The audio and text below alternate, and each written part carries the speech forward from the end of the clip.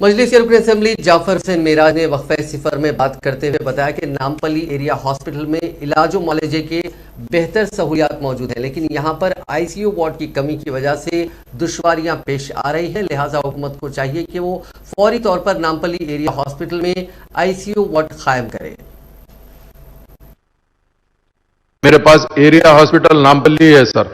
जब से मैं हॉस्पिटल डेवलपमेंट कमेटी का चेयरमैन बना हूं सर, ये हॉस्पिटल बहुत ज्यादा अच्छे से डेवलप हुआ है सर।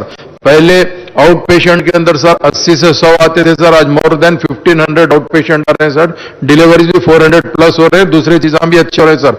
मैं लास्ट टाइम हमारे हेल्थ मिनिस्टर लक्ष्मण रेड्डी साहब थे सर, जब से मैं कंटिन्यूस प्रपोजल दे रहा हूं सर, एरिया हॉस्पिटल नामपल्ली के अंदर आईसीयू यूनिट डालना चाहिए सर, और डायलिसिस सेंटर आज बेइंतहा जरूरी है सर।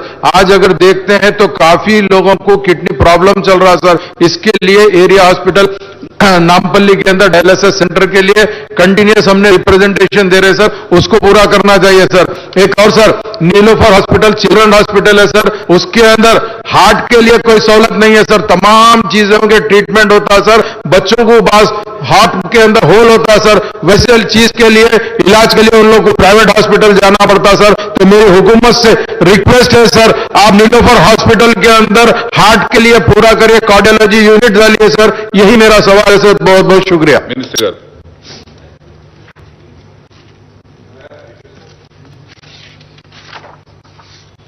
स्पीकर सर, जनाब जाफर हुसैन साहब ने जो नामपल्ली एरिया हॉस्पिटल के बारे में और वहाँ आईसीयू फैसिलिटी और उसके साथ ही साथ आपने जो नीलोफर में भी कार्डियोलॉजी सेंटर के वास्ते और डायलिसिस सेंटर के वास्ते भी आपने जो बोला, आप लिख के भी दे दीजिए, मैं हेल्थ मिनिस्टर साहब को दे दूंगा, पर हमने नोट भी कर लिया, बट आप लिख के दिए तो और भी